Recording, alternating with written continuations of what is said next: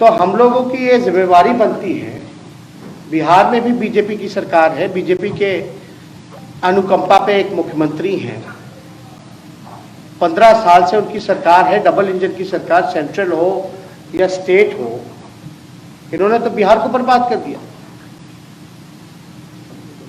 लोगों को बताना होगा, इसलिए असम हम लोग बताने आए हैं।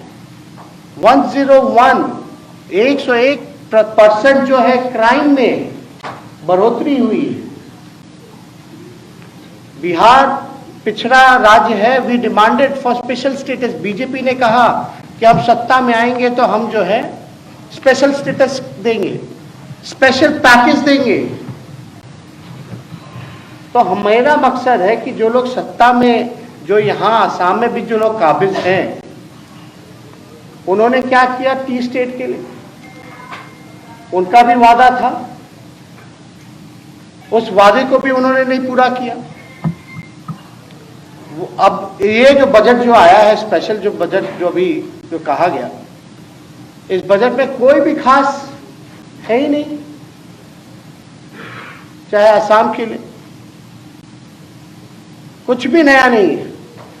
इसलिए हम लोग आए हैं कि बीजेपी का जो झूठ, अब बिहार में इलेक्शन हुआ तो बोलते हैं कि 20 लाख लोगों को वो रोजगार की व्यवस्था कराएंगे। 20 लाख लोगों को, जब तक कारखाने नहीं लगेंगे, इंडस्ट्री नहीं आएगा, जब तक टूरिज्म नहीं बढ़ेगा, तब तक रोजगार कैसे वो क्रिएट कर सकेंगे। नौकरी तो दूर की बात है, कई ऐसे डॉक्टर्स की कमी है, इंजीनियर्स की कमी है, पुलिस का जो रेशियो पर 1000 पीपल होना चाहिए उसमें कमी है। तो वो बीजेपी ने जितने वादे किए वो कोई भी नहीं पूरा किया बिहार में। इसलिए असम में हम लोगों का कोशिश है कि जो लोग कम्युनल फोर्सेस हैं, जो देश के लिए, असम के लिए ठीक नहीं है, उन लोगों को किसी भी प्रकार से सत्ता में दोबारा वो आए ना।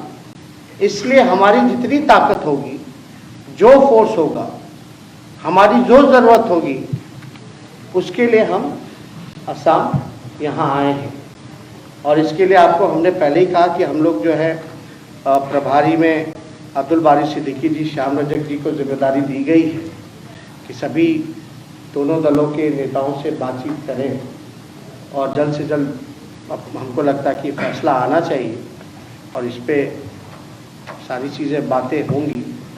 लेकिन महत्वपूर्ण ये है कि हमारा कोशिश ये है असम आने का कि हमारा जो आइडियोलॉजी है, जो सेकुलरिज्म का, उसको हम लोग कम से कम जो ताकत है वो हम लोग लगा। अब आप देखिएगा बीजेपी के जो लोग हैं चुनाव में इतना पैसा खर्च करते हैं, सारा आपका हेलीकॉप्टर से लेकर के जितने हेलीकॉप्टर, जितनी सभाएं उन लोगों ने की, उसके बाद जो है आचार संहिता लागू हो गया उनके सारे कार्यक्रम के बाद। बंगाल में भी आप देखिएगा 8 फेज में, first time in the history. और यहाँ भी 3 फेज में, जो कि परंपरागत ट्रेडिशनली जो है वो 2 फेज में चलता था। यानी आप 3 फेज में इसलिए करते हो क्योंकि माहौल ठीक नहीं है। अगर माहौल ठीक नहीं है तो who is responsible? The present government.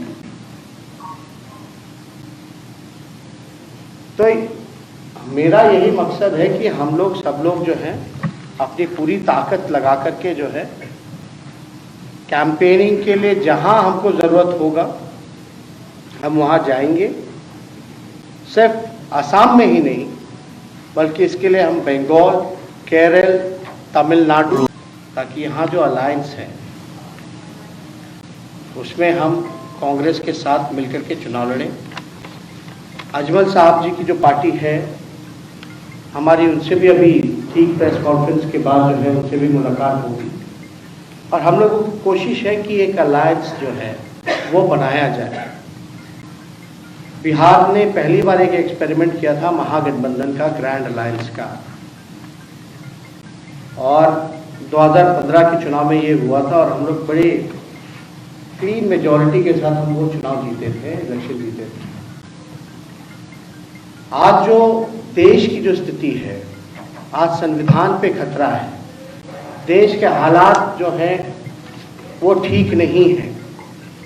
और ऐसा क्यों हो रहा है? क्योंकि जो आरएसएस आइडियोलॉजी के जो लोग हैं वो लोग सत्ता पे काबिज हैं। उनको जनता से कोई लेना देना नहीं, उनको बस है कि सत्ता में किसी भी प्रकार से कोई भी भाग गुना करके उनको सत्ता में बैठना है। आज गरीबी देख लीजिए, बेरोजगारी देख लीजिए, आप देखिएगा इकोनॉमी देख लीजिए, देश का जीडीपी देख लीजिए, किसानों की समस्या देख लीजिए, छात्र छात्राओं की समस्या देख लीजिए, या जितने भी आपके कॉन्स्टिट्यूशनल इंस्टीट्यूशंस हैं वो स्वतंत्र नहीं रहेंगे। As an example, whether it is CBI, ED, income tax या और भी जितनी संस्थाएं हैं जिनको न्यूट्रल रहना होना चाहिए, वो कहीं ना कहीं से एज अ बीजेपी के जो पार्टी का जो सेल होता है एक ऑर्गेनाइजेशन का, उस हिसाब से काम कर रहे हैं। आप कहिएगा कि संविधान के साथ कैसे खतरा है, तो ये वो लोग हैं जो संविधान को, बाबा साहब अम्बेडकर के संविधान को नहीं मानते। ये वो लोग हैं जो अभी एनआरसी का जिक्र हुआ, सीए का जिक्र हुआ, कॉन्स्टिट्यूशन के साथ छेड़छाड़ करके जो है ये कानून लाया गया। और असम इसका गवाह है कि सबसे ज्यादा अगर सीए को, एनआरसी को लेकर के अगर प्रोटेस्ट अगर सबसे पहले अगर कहीं हुआ तो वो असम में हुआ। हम जो है मेन मुद्दों की बात नहीं कर रहे हैं, देश में मुद्दों की बात होनी चाहिए।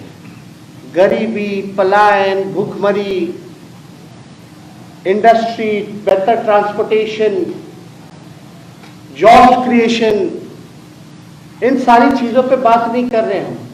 हम बात कर रहे हैं हिंदू मुस्लिम, मंदिर मस्जिद, दंगा फसाद, कहीं ना कहीं से टकरार वाली जो बात जो है, जो देश को तोड़ने वाला काम करता है।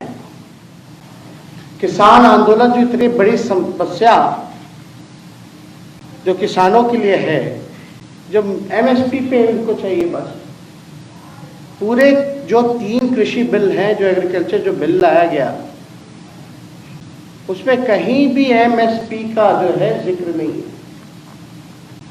किसानों की हालत दयनीय है और हमारा देश ही एग्रीकल्चर पे सबसे ज्यादा डिपेंड करता है।